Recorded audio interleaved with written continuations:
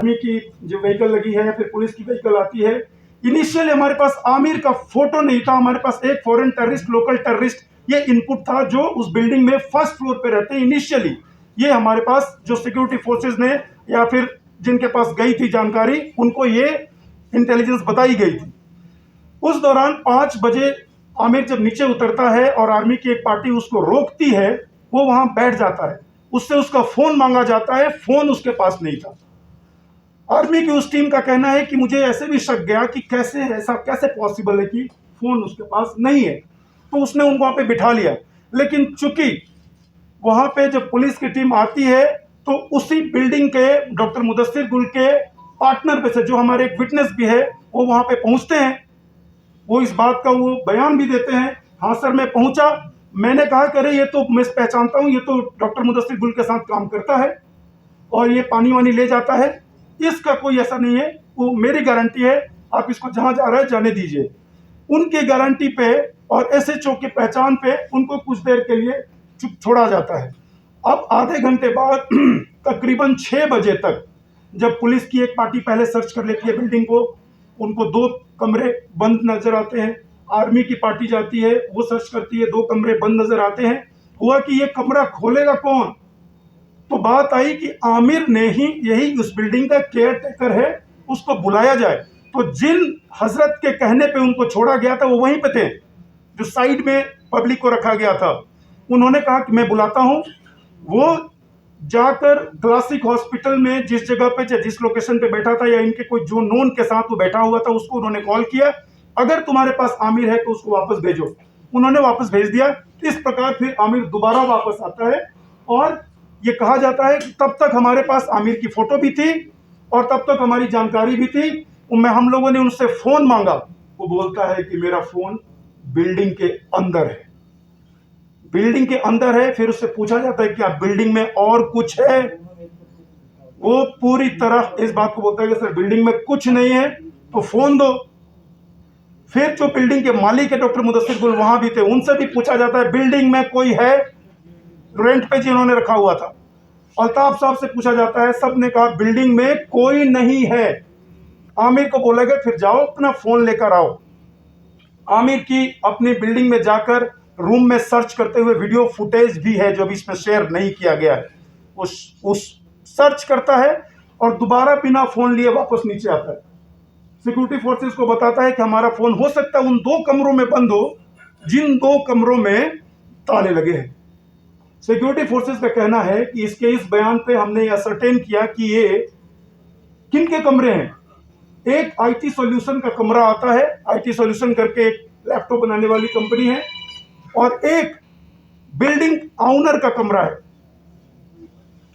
उसमें अल्ताफ भट्ट साहब का कमरा है।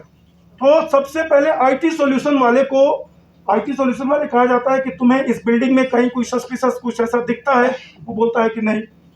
तो एज पर प्रोटोकॉल ये हमेशा हमेशा जहां भी ऑपरेशन होता है, ये सिक्योरिटी फोर्सेस अगर बिल्डिंग में कोई भी सस्पिशियस एलिमेंट है, घर का पर्सन उसको डिक्लेयर करता है कि हाँ सर अंदर बिल्डिंग में सस्पिशियस एलिमेंट है। अगर नहीं डिक्लेयर करता है, उसको दिखाना है। तो आईटी सॉल्यूशन ने पहले ऑफर किया कि सर मैं खोल के दिखा देता हूं। पहला बिल्डिंग में आईटी सॉल्यूशन वाला जाता है, अपना रूम खोलता है, दिखाता है, वापस आता है। लेकिन अभी भी डॉक्टर साहब, ये मुदस्सिर गुल, अल्ताफ भट्ट साहब का कमरा बंद था, वो चाबी उनके पास, ताला उनके पास था। डीवीआर हमारे पास अवेलेबल है। जो डीवीआर हमारे पास अवेलेबल है, सीसीटीवी फुटेज, उस फुटेज और मौके पे जो चश्मदीद और सिक्योरिटी फोर्सेस के जो बयान हैं, उसके बेस पे सबसे पहले 6 बजे के आसपास आमिर को भेजा गया कि भाई अपने रूम से अपना फोन लेकर वापस आ जाओ, ये पूछकर कि कोई है तो पहले बताओ। उसने बिल्कुल ही प्लीडेड इनोसेंस, कोई नहीं है, अगर है भी तो मुझे पता नहीं है, और सर इस बिल्डिंग में मैंने तो अभी तक मैं रहता हूं, मैंने किसी को देखा नहीं। जबकि उसको पता था, क्योंकि वो तो चलाता था और ऐसे अहम सुराग सबूत मिले हैं उन दोनों के साथ होने का, उसके बावजूद उसने झूठ बोला। और वो दिखाने के लिए कि अंदर कोई नहीं है, वो जाता है और थोड़ा सा सर्च करने का एक ड्रामा ही कहेंगे, या फिर सर्च करता है और वापस आता है कि मेरा फोन नहीं मिला। फर्स्ट फ्लोर से वापस आता है, कोई 2 से 3 मिनट का, 2 मिनट के अंदर सर्च करता है, चूंकि सीढ़ी है, गया सर्च किया, वापस आ गया। 2 रूम पे बात आ गई कि 2 रूम बंद है। आईटी सॉल्यूशन वाले ने अपना रूम खोल दिया। अल्ताफ भट्ट साहब के रूम का चाबी अल्ताफ भट्ट साहब के थी। ही वॉलंटियर्ड। हमने उनको बोला कि क्या आपको भी कोई शक है? इन्हें भी बोला कि नहीं सर, इस बिल्डिंग में कोई ऐसा है ही नहीं, मैं चल के दिखाता हूं। उसने डॉक्टर गुल को भी बोला चलो यार। इन्होंने किसी तरह का कोई शक जाहिर नहीं किया कि बिल्डिंग में कोई हो भी सकता है। न इन्होंने सिक्योरिटी फोर्सेस से किसी तरह की मदद मांगी कि आप मुझे, हो सकता है कि सर इसमें हो, मुझे बीपी वगैरह पहना दीजिए, मुझे कुछ ये कर लीजिए, मुझे डर है कि हो सकता है कोई हो। इवन सिक्योरिटी फोर्सेस वहां कॉर्डन में बैठी हुई है, तब भी दे वर सो श्योर कि बिल्डिंग में कुछ नहीं है। दे वॉलंटियर्ड, अंदर की तरफ जाते हैं। आपने वो फुटेज देखा, 6:26 तक, यानी 6:25 58 पे कॉल सेंटर का गेट बंद हो जाता है। और वो हमारा लास्ट फुटेज है जिसमें डॉक्टर मुदस्सिर गुल और अल्ताफ भट्ट साहब साथ में दिखे। 6:26 पे दरवाजा बंद होता है, लास्ट फुटेज। और 6:36 पे फॉरेन टेररिस्ट उस बिल्डिंग से भागता हुआ दिखा है, और जो आगे जाकर उसको गोली लगी है।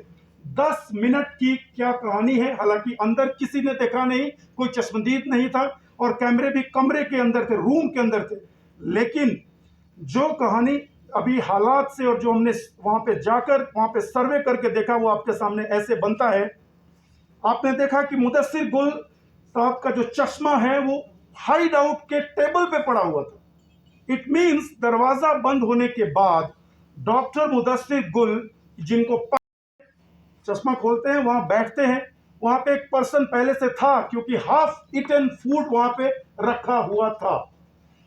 उनके बीच क्या तशद्दुद होती है, क्या बातचीत होती है, जब ऐसा लगता है कि उन दोनों के बीच कुछ तकरार हुई और फॉरेन टेररिस्ट को ये बाहर से आदेश आया कि इसी ने शायद ये ऑपरेशन करवाया हो। इस शक के बिना पे उसने सबसे पहले डॉक्टर मुदस्सिर गुल को अटैक में मारा।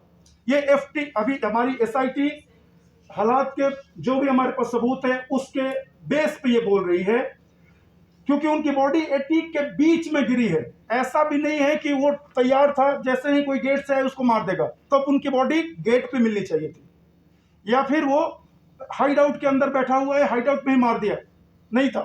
वो बीच में, अटैक के लगभग बीच में उनकी बॉडी मिली है। इट मींस रूम से बाहर जाते हुए उनको टारगेट किया गया। और ठीक 6:36 माने डीवीआर के मुताबिक, और कुछ सेकंड के बाद हमने पहले 2 फायर अटैक से, सिक्योरिटी फोर्सेस के मुताबिक पहले 2 फायर अटैक में सुनाई दिए।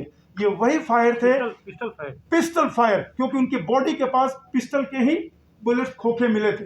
ये वही फायर थे जिसमें फॉरेन टेररिस्ट ने डॉक्टर मुदस्सिर गुल को टारगेट किया, मारा। उसके बाद वो नीचे आता है, या फिर आमिर और हमारे अल्ताफ साहब, अगर ये उसी बीच वाले फ्लोर पे हैं जो हमारे बिल्डिंग ऑनर हैं, तो आमिर चूंकि अब तो एक्सपोज हो गया और उन्होंने फायर भी कर दिया, और ये टेररिस्ट आमिर के साथ डॉक्टर अल्ताफ भट्ट साहब को, बिल्डिंग ऑनर को ह्यूमन शील्ड बनाने की कोशिश करता है। वो कैसे प्रूव होता है? आपको मैंने एक वीडियो दिखाया जिसमें सीढ़ी के पास अल्ताफ भट्ट की बॉडी है, उसके आगे आमिर की बॉडी है, और एफटी की बॉडी वहां से आगे निकलकर रोड के पास पड़ी हुई है, कोई 83 फीट दूर। अगर कोई 2 पर्सन एक ह्यूमन शील्ड लेकर आएगा, तो पहला फायर करते हुए जब वो निकलने की कोशिश करते हैं, पहला फायर जिसको लगेगा वो वहीं गिर जाएगा। अल्ताफ भट्ट को पहला फायर लगा और वो वहीं पे गिर गया। इनिशियल फायर उन्होंने अपने ऊपर लिया, जिसकी वजह से सबसे पहले एफटी बाहर निकलने में कामयाब हुआ, और आमिर भी कुछ आगे निकलने में कामयाब हुआ। एफटी आगे मारा गया, आमिर थोड़ा सा गेट से ही आगे मारा गया। ये बताता है, ये सीक्वेंस बताता है कि उन लोगों ने पहले डॉक्टर को ऊपर मारा और अल्ताफ भट्ट साहब को ह्यूमन शील्ड के तौर पे इस्तेमाल किया। भट्ट की पहली, अल्ताफ अहमद भट्ट की फैमिली को हम लोगों ने इनिशियल क्वेश्चन भेजा कि आप हमें उस बिल्डिंग में ये सारी एक्टिविटीज चल रही थी, कौन रेंट पे था, क्या रेंट डीड है, आपको कमर्शियल एक्टिविटी चलाने की कहां से परमिशन मिला है, अगर आपने रेंट डीड की है तो पुलिस का वेरिफिकेशन हुआ है या नहीं हुआ है, या फिर अगर आपने किसी से रेंट लेते थे तो किस चैनल से होता था। तो उसके जवाब में एक या दो ऐसे कागजात आए हैं जो इन्वेस्टिगेशन के क्वेश्चंस को का जवाब नहीं दे पाते हैं। हमने इनिशियल दूसरा भी सेट ऑफ क्वेश्चन उनको फिर से बोला है कि कोई और भी उनके पास दस्तावेज हो। As of now doctor Altaf Bhat की फैमिली हमें ये प्रूव नहीं कर पाई है कि बिल्डिंग में कौन था, कौन रेंटर था, क्यों दिया, और उनकी ये जिम्मेदारी बनती है। एसआईटी के पास जैसे जैसे फैक्ट आएगा हम उस फैक्ट के बेस पे ही आपको बोलेंगे। हम उनके जवाब का और इंतजार कर, शायद वो उधर से और कोई जवाब दे दे, लेकिन ये उनकी जिम्मेदारी जरूर है। जो ग्राउंड फ्लोर पे 5 दुकान के साथ रहता है, उसकी बिल्डिंग के ऊपर कौन रहता है वो जाने, बताए, वेरीफाई करे, और अगर कोई रहता भी है तो लीगली रहे। ये तो चीजें अभी एसआईटी के सामने है जो मैं आपके सामने शेयर करता हूं।